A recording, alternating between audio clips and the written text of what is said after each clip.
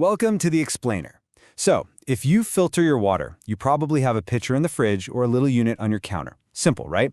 But what if that's only solving like a tiny fraction of the problem?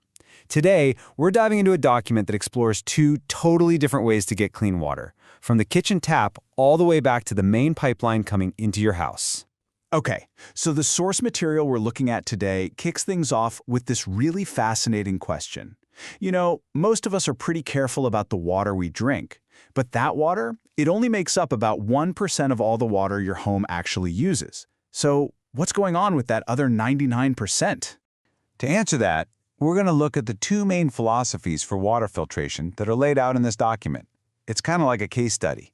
On one side, you have that familiar filter on the counter, and on the other, a completely different strategy, the whole home system. So path number one is what the source calls a point-of-use filter. This is the one most of us know. It's a device that sits on your counter and cleans up water right there, at that one spot. It's pretty straightforward. You don't need to install anything, and you can take it with you if you move. It's a great choice for renters, or really for anyone who just wants to focus on what they're most worried about, the water they drink. Then there's the alternative, the point-of-entry system. And yeah, just like the name says, it's a totally different game plan. This thing gets installed right where your main water line comes into the house. It treats every single drop of water for every faucet, every shower, every appliance, before it even gets a chance to run through your pipes. So you have this fundamental difference, right? One tab versus every single tap. How does that actually play out in terms of protection across your whole house? Let's take a look. This chart lays it all out pretty clearly. I mean, obviously both systems have you covered for drinking water. That's a check for both. But notice where the big red X pops up for a countertop filter, your shower and your bath.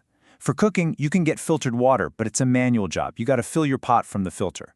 And what's really interesting is that last line, laundry and appliances. The countertop filter is just not a factor there. The whole home system, on the other hand, gets a check because it's protecting the pipes and the appliances themselves from whatever's in the water. Okay, so the impact of your water clearly goes way beyond just what you drink. The source material argues that we need to look at our biggest point of exposure, which, and this might surprise you, could actually be your daily shower. Now this is an idea from the source that a lot of people find really shocking. When you take a hot shower, the chlorine that's used to treat city water can actually turn into a gas. It vaporizes. And that means you're not just getting it on your skin, you can actually be breathing it in. That's a whole other way for it to get into your body, and it's something a kitchen filter just can't do anything about. And the source then connects the dots, listing out the potential downstream effects of that exposure. You've got the stuff you might notice, like dry, itchy skin or brittle hair, but then it points to more serious health concerns, like making conditions such as asthma worse, or exposing you to chemicals called THMs, which are byproducts of water disinfection and are considered potential carcinogens. And this whole idea of, let's call it hidden exposure, that pops up in the kitchen too. I mean, think about it for a second. When you're washing lettuce or filling a big pot to boil pasta, are you really taking the extra step to use the water from your slow drip filter? Or do you just do its easiest and use unfiltered water straight from the tap? So beyond just protection, the source material also gets into the nitty-gritty of what it's like to live with these systems day in and day out.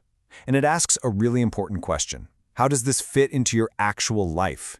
Is it totally seamless, or is it another chore on your to-do list? The source really paints a picture of the daily routine for one of these gravity-fed countertop filters. It's described as this constant cycle, right? You're hauling water over to fill it up, you're waiting for that slow drip, drip, drip, and you have to remember to take it apart and clean it all the time. The argument here is that it's not some background appliance, it's an active, ongoing chore. So the trade-off they present is, well, it's pretty stark. On one side, you have a totally manual process with a really slow flow rate. And on the other side, you've got what's basically described as a set-it-and-forget-it system. It gives you filtered water from every tap at full pressure with zero daily tasks. It's that classic battle, upfront simplicity versus long-term convenience. And of course, we can't talk about this without talking about the money. Cost is a huge factor in any kind of home decision. So let's break down the numbers that are presented in the document and really get a handle on the financial side of this thing. Okay, so starting with the countertop filter, the source puts the initial price tag somewhere in the $300 to $400 range. And look, that low barrier to entry is a huge part of its appeal. It makes it a really accessible first step for a lot of people who want better drinking water but aren't ready for a huge commitment. Now, for a whole home system, the upfront investment is obviously much, much bigger. The source says you could be looking at anywhere from $1,500 to $3,500. And yeah, that's a significant jump. But the document argues that this is exactly the point where you have to start thinking about the long game. But the money story isn't just about what you pay on day one. Check out this chart on how long these systems are expected to last. The source estimates a countertop filter will give you about 3 to 5 years of service. Now compare that to the whole home system, which is built to last 10, 15, even up to 20 years. All of a sudden, that much bigger initial cost starts to look very different when you spread it out over a decade or two. And this is where the source makes its big argument about return on investment, or ROI. It frames that higher cost not just as an expense, but as an actual investment in your home. It's about protecting your plumbing, making your dishwasher and washing machine last longer, and maybe even adding to your home's resale value, all on top of the health benefits we already talked about. So the final conclusion from the source is basically this. A countertop filter is definitely better than nothing. It's a great starting point. But it's also seen as a limited solution. For people who are looking for that comprehensive whole house protection,